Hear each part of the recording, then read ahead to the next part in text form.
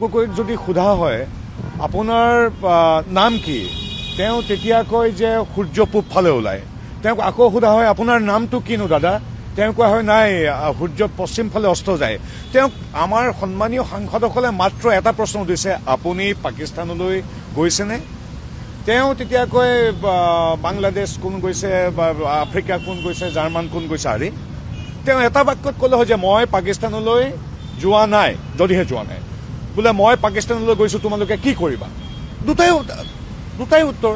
গতিকে গোটেই এতিয়া কথাখিনি একেবাৰে স্কুলৰ ছাত্ৰ ছাত্ৰীও গম পাইছে যে কিবা এটা গভীৰ ৰহস্য আছে। আৰু তাতে মই মোৰ নিজৰ মুখ্যমন্ত্ৰী বুলি নহয়, ডক্টৰ হিমন্ত বিশ্ব শৰ্মাদেৱে বিগত ৩৫ বছৰৰ ৰাজহুৱা জীৱনত আজিলৈকে তথ্যবিহীন কথা কোৱা শুনা নাই। গতিকে আৰু কালি মই দেখিছোঁ সন্মানীয় সাংসদ গৌৰৱ গগৈৰ বডি লেংগুৱেজ, তেওঁৰ যিটো অলপ এটা ফ্ৰাষ্ট্ৰেটেড, অকণমান তেখেত দমনীয় হৈ পৰিছে। গতিকে কিবা এটাতো ৰহস্য আছে। মই এগৰাকী সাধাৰণ নাগৰিক হিচাপে কৈছোঁ, ৰাজনীতিক বা সাংসদ মন্ত্ৰী নহয়।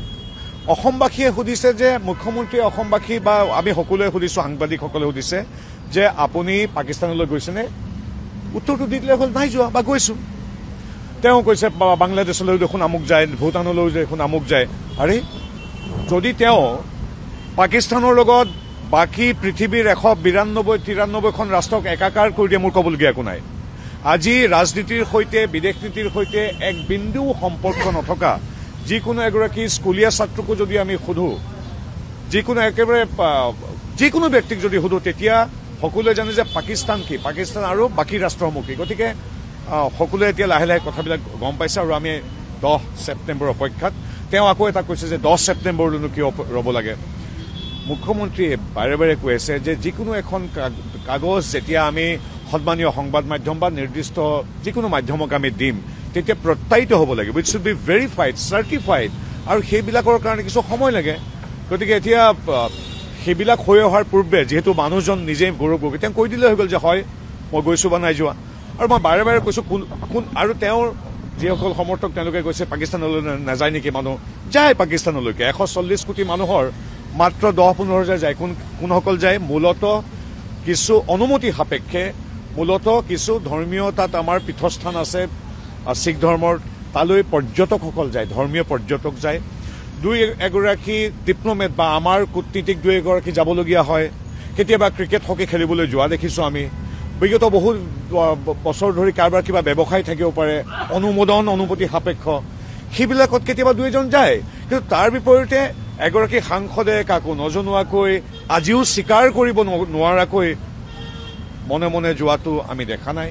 সেইটো কেতিয়াও একাকাৰ কৰিব নোৱাৰি। ধৰ্মীয় পৰ্যটকজনৰ লগত এজন সাংসদক কেতিয়াও একাকাৰ কৰিব নোৱাৰি। আৰু কোনোবা যায় এদিন বা দুদিনৰ কাৰণে, 15 দিন যদি গৈছে মুখ্যমন্ত্ৰী কোৱাটোৱে, মুখ্যমন্ত্ৰী এনেকুৱা নাই মই গৈছোঁ বুলি ক'ম।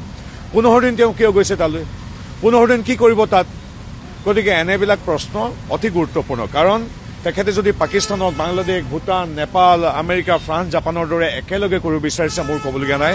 তেওঁ যদি পাকিস্তানক আমাৰ এখন বন্ধু ৰাষ্ট্ৰৰ দৰে গণ্য কৰিব বিচাৰিছে, মোৰ ক'বলগীয়া একো নাই। ৰাইজে সিদ্ধান্ত ল'ব।